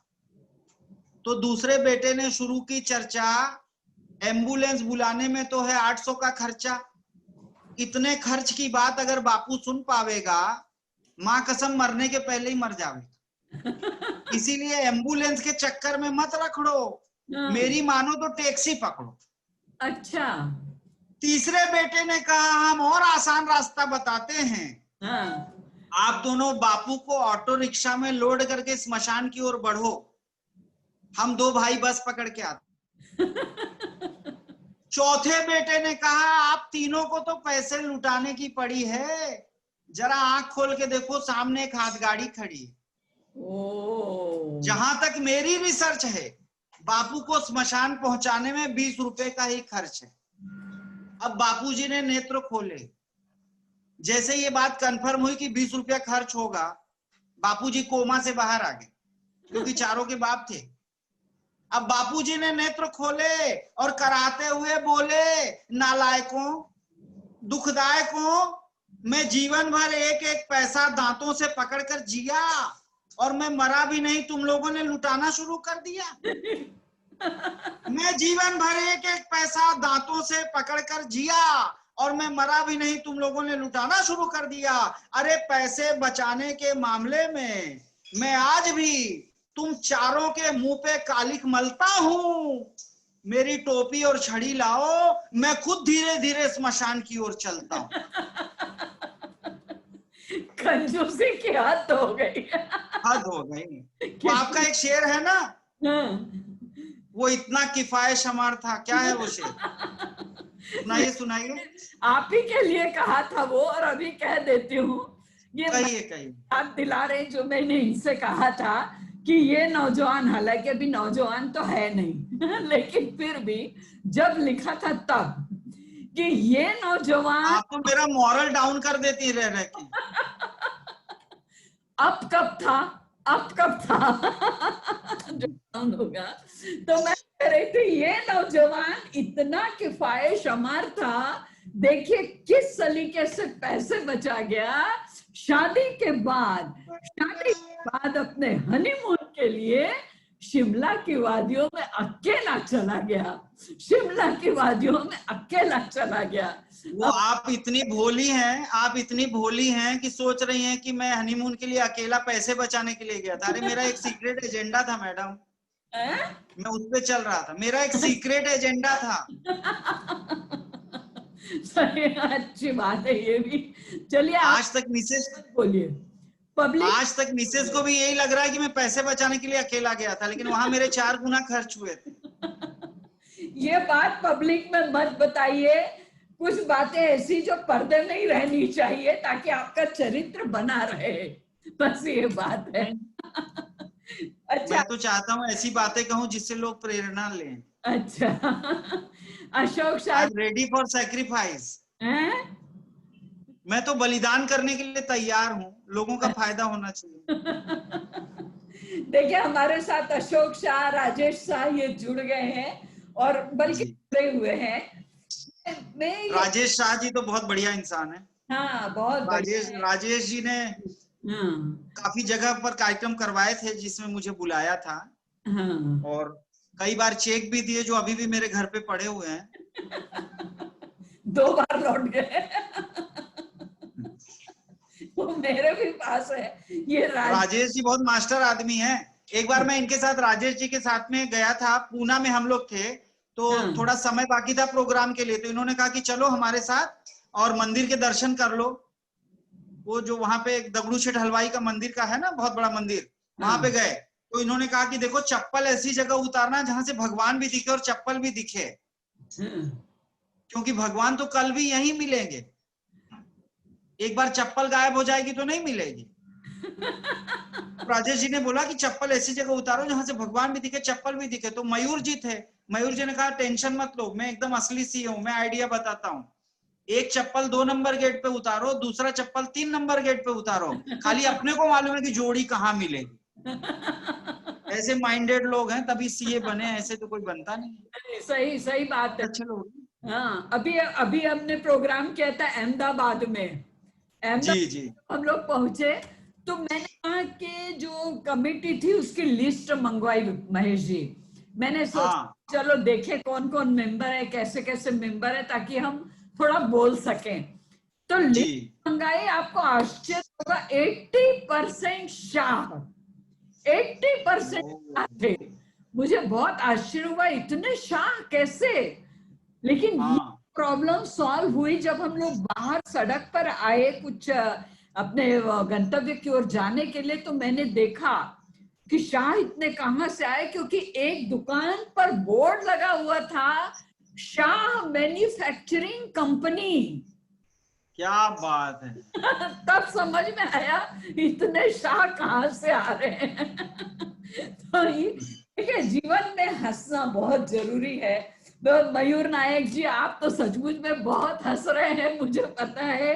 और अभी ये तो बहुत अच्छी बात है कि ये सारे अंग्रेजी वाले लोग हैं, सारा कामकाज इंग्लिश में करते हैं, लेकिन हिंदी भाषा का कवि सम्मेलन इन्होंने रखा है। मेरी एक कविता है, मैं सुनाता हूँ, जो हिंदी भाषा पर मेरी बहुत फेमस कविता है, वो बहुत वायरल हुई थी। नमस्कार को टाटा खाया जूती खाया बाटा। अच्छा। नमस्कार को टाटा खाया जूती खाया बाटा, अंग्रेजी के चक्कर में भाई हुआ बड़ा ही घाटा, बोलो धत तेरे की। माता जी को मम्मी खा गई, पिता को खाया डैड, और दादाजी को ग्रैंडपा खा गए, सोचो कितना बैड, के बोलो धत तेरे की। गुरुकुल को स्कूल खा गया, गुरु को खाया चेला, और सरस्वती जी की प्रतिमा पर उल्लू मारे ढेला, बोलो धत तेरे की।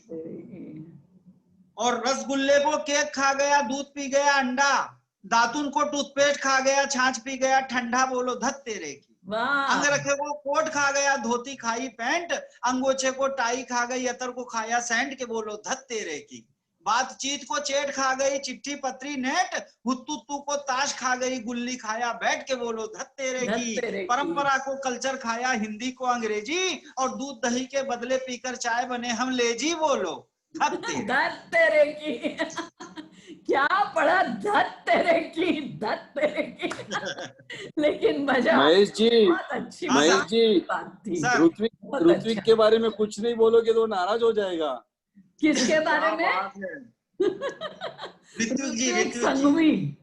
हाँ ऋत्विक जी के बारे में सावित्री जी अच्छे से बताएंगी, क्योंकि उनका डिपार्टमेंट है। ऐसे लोगों को महिलाएं अच्छे से पहचान सकती हैं। महिलाएं तो सबको पहचानती, मैं आपको भी पहचानती हूँ कि आप कैसे हैं। लेकिन देखिए, अभी ऋत्विक भाई जो भी हैं, ये सीए जो एग्जाम है ना, बहुत कठिन एग्जाम में से एक होती है। मुझे पता है, मेरे दोनों बेटे भी सीए हैं, तो मैं जानती हूँ कितनी कठिन होती है। विश्व की बहुत सारी कठिन परीक्षाओं में से एक है। और इस बार जब कोरोना काल हुआ, उस समय में देखे 10वीं के बच्चों को पास कर दिया बिना एग्जाम, 12वीं के बच्चों को बिना एग्जाम पास कर दिया, और कितने सारे ऐसे प्रोफेशनल कोर्स थे जिनको पास कर दिया। बेचारे सीए के बच्चों ने क्या बिगाड़ा था, क्या बिगाड़ा था? गवर्नमेंट को अच्छा, पास कर देना था। जिन जिन ने फॉर्म भरा सबको पास करना चाहिए। साथ में ऐसा भेदभाव होता है। पहले ये आपके जैसी बातें है ना हाँ मैडम, हाँ आप जैसा बोल रही हो ना, मेरी मिसेज भी एक दिन यही झगड़ा कर रही थी। हाँ ये बोली कि जब भी फसल के दाम कम मिलते हैं, तो जब टमाटर वालों ने हड़ताल की थी तो रोड पे लाके टमाटर फेंक दिए थे। हाँ हाँ प्याज वालों ने हड़ताल की थी तो प्रोटेस्ट किया था, तो रोड पे लाके प्याज फेंक दिए थे। हाँ। ज्वेलर लोग जब हड़ताल करते हैं तो कुछ फेंकते क्यों नहीं? ये भी इसी बात को लेके बहुत नाराज थी। बोली ये अच्छी लोगों को भी बात लाके है। रोड पे फेंक देना चाहिए। दूध वाले दूध फेंक जाते हैं, प्याज वाले प्याज फेंक जाते हैं, ज्वेलर लोग क्यों नहीं फेंकते? वैसे ही आप भी कह रही है कि क्यों सीए को पास नहीं कर देते? पास ऐसा नहीं करना था। देखो, एक तो सागर जितना कोर्स है, इतना सारा, कितनी पढ़ाई। सागर जितना कोर्स है, नदियों जितना पढ़ पाते हैं, बाल्टी जितना याद रहता, मग जितना लिख पाते हैं, और चुल्लू भर नंबर आते हैं, डूब के मर जाते हैं, डूब जाते हैं। कितने नहीं, लेकिन नंबर। तो मैं ऋत्विक जी के साथ ऐसा नहीं है। ऋत्विक जी के साथ ऐसा नहीं है। हाँ। वो बहुत मास्टर आदमी है। आज सैटरडे, आज मैंने सुबह इनको वीडियो कॉल किया था हाँ। ये प्रोग्राम के बारे में बातचीत करने के लिए। तो हाफ चड्डी पहन के घूम रहे थे। तो मैंने कहा कि आप जब से कोरोना काल शुरू हुआ हाफ चड्डी में रहते हो? बोले नहीं, ओनली सैटरडे। मैंने कहा क्यों? बोले सैटरडे को हाफ डे रहता है ना, तो मैं हाफ चड्डी पहनता हूँ। मैंने कहा संडे को कभी वीडियो कॉल पे मत आ जाना, पूरे दिन की छुट्टी होती है। वो ये ऋत्विक भाई बहुत होशियार है। मुझसे पूछ रहे थे, अभी जब हम लोग तैयारी कर रहे थे, मुझसे पूछने लगे, मैडम आपका क्रियाकर्म कब शुरू होगा? मैंने कहा ऋत्विक भाई, क्रियाकर्म नहीं, ये कार्यक्रम है। तो बोले वैसे ये बात, ये क्रिया, आपके क्रियाकर्म की बात तो देश भर के कवि पिछले 20 साल से पूछ रहे हैं, लेकिन आपने 50 का कर दिया। सही बात है। देखो, बहुत सारे हमारे पास ऐसे मैसेज भी आ रहे हैं। बहुत जागरूक जनता है यहाँ की, बहुत अच्छा लग रहा है। और हम सारे एजुकेटेड हैं, बोलिए। पढ़े लिखे सीए लोग हैं, हाँ। तो वो तो बहुत आनंद ले ही रहे होंगे। हम लोग तो इस बात के लिए माफी चाहते हैं कि हम जो स्टेज पे जिस तरह का परफॉर्म करते हैं उसका 20% भी नहीं कर पा रहे, नहीं कर पा रहे, क्योंकि यहाँ तो कोई ना तो मानसिकता बन रही है, ना कुछ बोल पा रहे हैं, ना कुछ देख पा रहे हैं, ना सुन पा रहे हैं। जो समझ में आ रहा है वो बोल रहे हैं। लेकिन ये लोग बड़े महान लोग हैं जो हम लोगों को इतनी देर से सह रहे हैं। कविता सुनना कोई आसान काम तो है नहीं। अभी सड़क पे एक आदमी भाग रहा था, उसके पीछे एक आदमी भाग रहा था। आगे वाले ने ऑटो रिक्शा पकड़ा तो पीछे वाले ने ओला कर ली, तो आगे जाकर के एक पकड़ा गया। तो ये इसने सिग्नल, आगे वाले ने सिग्नल तोड़ दिया, तो ये सिग्नल तोड़ के भागा तो पुलिस ने पकड़ लिया। बोले सिग्नल तोड़ रहे हो, 500 रुपया फाइन। बोले 1000 ले लो, हमको जल्दी छोड़ो, उसको पकड़ना है। बोले क्या किया उसने? बोले साला अपनी कविता सुना के भाग गया, मेरी सुन ही नहीं रहा है। ये तो महान लोग हैं जो बेचारे इतनी देर से हमारी बकवास सुन रहे हैं, फालतू की बातें सुन रहे हैं। मैं सच कहता हूँ, हमारे तो घर वाले नहीं सुनते साहब। तो आपने राजेश भाई के बारे में तो अभी तक कुछ पता ही नहीं, उन्हीं ने तो राजेश बुलाया भाई के आपको। बारे में, हाँ, उनके बारे में क्या बताना है, वो तो उनके सारी दुनिया जानती है। ऋत्विक राजेश भाई के बारे में बता दिया, सिद्धार्थ के बारे में बाकी है। सिद्धार्थ के बारे में क्या बताएं भाई, सिद्धार्थ के बारे में सावित्री जी बता सकती हैं। ये एक जगह सावित्री जी एयरपोर्ट पे जा रही थी ना, तो इन्होंने एक ऐसी साड़ी पहनी थी जिसपे छोटे छोटे हवाई जहाज बने हुए थे। तो सिद्धार्थ भाई बहुत देर तक इनको देखते रहे, तो सावित्री जी क्रोधित हो गई। तब परिचय नहीं था ये कौन है। तो सावित्री जी बोली, तुमने आज तक कोई महिला नहीं देखी क्या? बोले हाँ देखी है।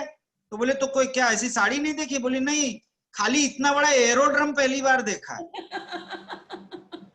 सच बात है। तो घटनाएं तो होती रहती हैं, ऐसा ही होता है। और इन्होंने एक पोस्ट आई है कि 30% आपका कट हो गया क्योंकि आप लोगों ने ऐसी ऐसी बातें कह दी। लेकिन ऐसा नहीं होना चाहिए। सीए लोग बहुत अच्छे होते हैं, मुझे पता है, और मैंने तो पहले ही कहा सीए देशभक्त होते हैं। अच्छा, मैंने आपको बताऊं, मैंने अभी ICAI, ये इंडियन चार्टर्ड अकाउंटेंट्स इंस्टीट्यूट, इनके past president CA Prafulla Chhajed, उनका एक मैंने अच्छा टॉक शो अभी किया था करीब 5-7 दिन से, जो YouTube पर काफी देखा जा रहा है। और उसमें सीए करने वाले बच्चों के बारे में, सीए फॉर्म के बारे में, सीए में आने वाली कठिनाइयों के बारे में, देश में सीए की क्या स्थिति है, इस बारे में बहुत सारी बातें कही गई है। और मैं चाहती हूँ कि आप उसे जरूर देखें क्योंकि बहुत सारी चीजें आपको उसमें से देखने मिलेंगी। सिद्धार्थ हमारे साथ जुड़े हुए हैं, हम उनका भी बहुत स्वागत करते हैं। और सिद्धार्थ जी, मैं आपको बताऊं, ये जो हमारे पंडित जी है ना, महेश दुबे, ये जब बंबई आई, इनको बनारसी सांड कहते हैं। ये दरअसल बनारस के हैं, वहीं जहां पर रावण भी आया था, ये वहीं आते रहते हैं हमेशा। तो बनारस से जब यहाँ आए तो अपनी बीबी को लेकर आए, सोचा चलो बंबई घुमा देता हूँ। और हम लोगों को पार्टी दी इन्होंने। मतलब आप ये मत सोचिए कि कवि होकर पार्टी, हम लोगों ने चंदा किया था जमा और फिर पार्टी हुई थी।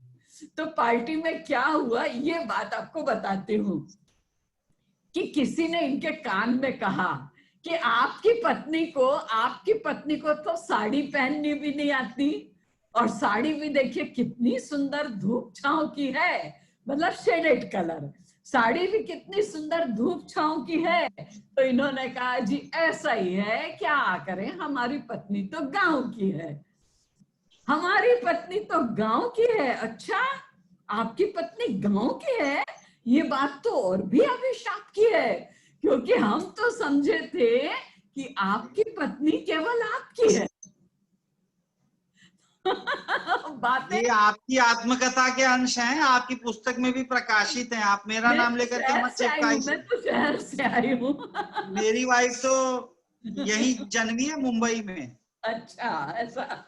हाँ, एक्चुअली क्या है पता है, अपने यहाँ पर ना लोग धीरे धीरे अपनी जड़ों से सही में कट रहे हैं। हाँ। अभी आपने टेलीविजन के पर्दे पर देखा, सोनाक्षी सिन्हा राम जी को नहीं पहचान पा रही थी।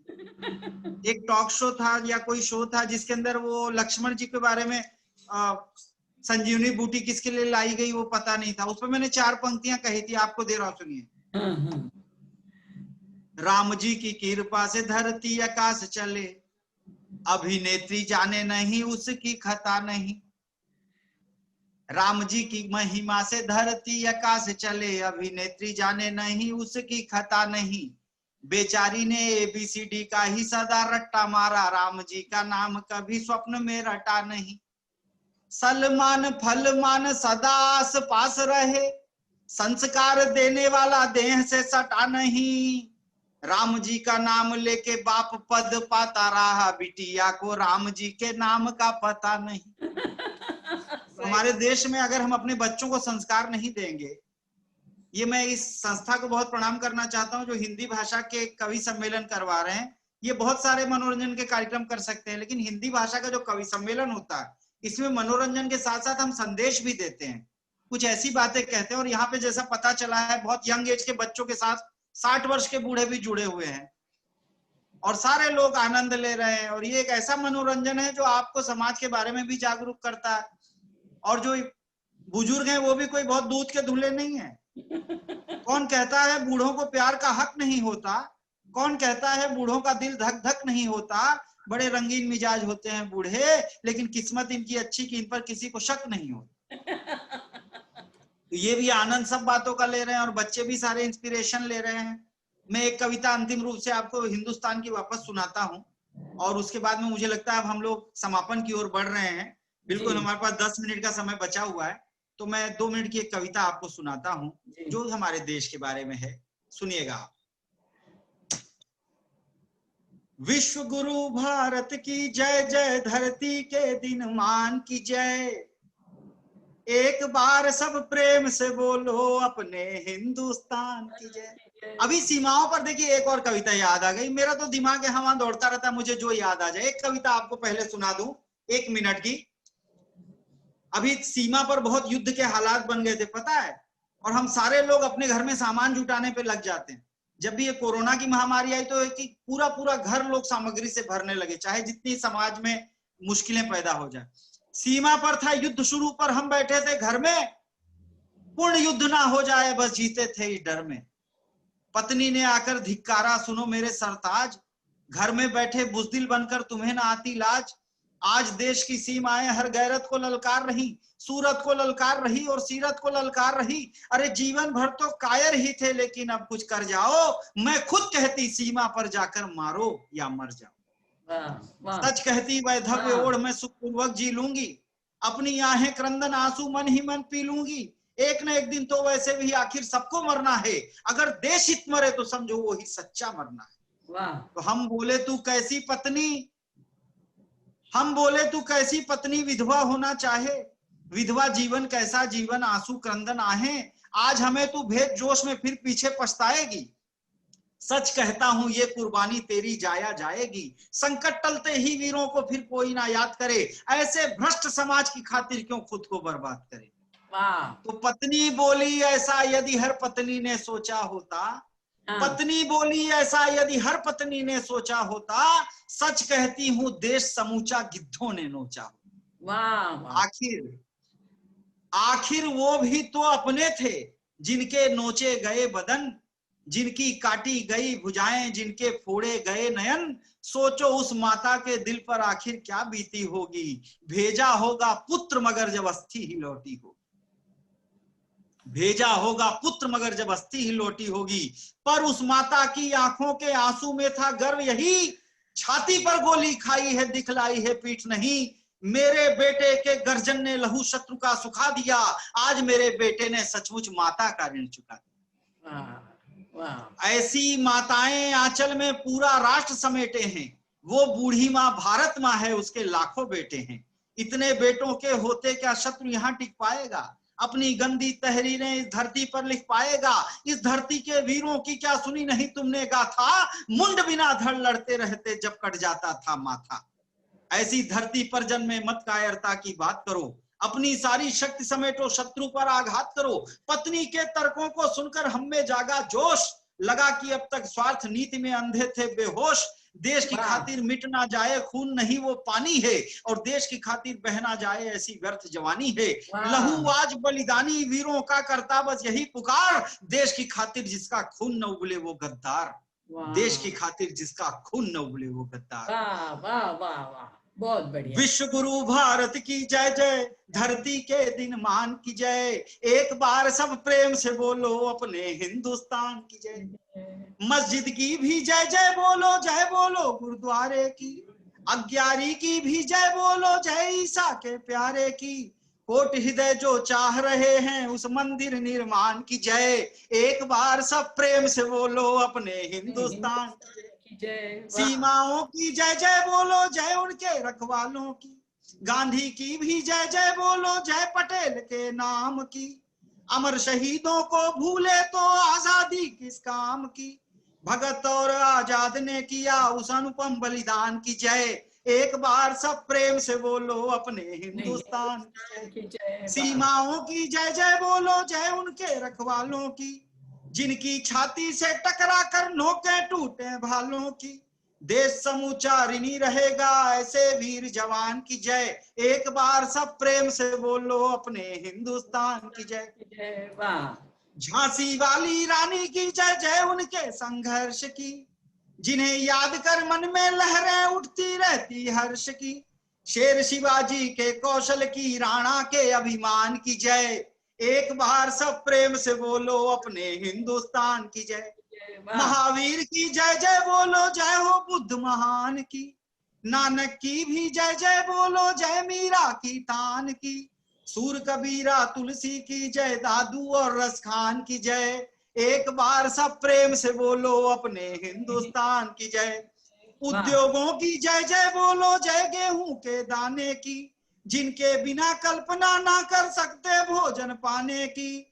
खून पसीना बहा रहा जो उस मजदूर किसान की जय।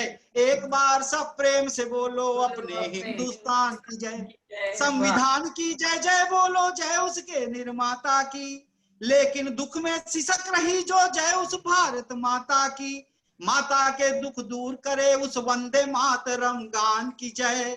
एक बार सब प्रेम से बोलो अपने हिंदुस्तान की जय। प्रेम से बोलिए भारत माता की जय। सब देखिए, सब लोग मयूर नायक जी जय बोल रहे हैं, ऋतिक संघवी जी जय बोल रहे हैं, हमारे महेश नायर जी जय बोल रहे हैं, सारे लोग। लेकिन कितनी दुविधा है कि हम आपको नहीं देख पा रहे हैं, लेकिन आपके मन के भावों को हमारे चंदन जी हैं, पैनलिस्ट है, ये भी जय बोल रहे हैं इस देश के लिए। तो अब मेरा ख्याल है अब कार्यक्रम समापन की ओर हम लोग लेकर जा रहे हैं। तो राजेश भाई आप अनम्यूट होइए आप। राजेश भाई, बहुत बहुत बधाई, मजा आ गया, बहुत दिल से thank you so much. Perform किया। 4 पंक्तियां मैं देना चाहता हूं। मैंने बहुत सी बातें आप लोगों के लिए कही। गलत फहमियों को दिल से जरा साफ कर देना।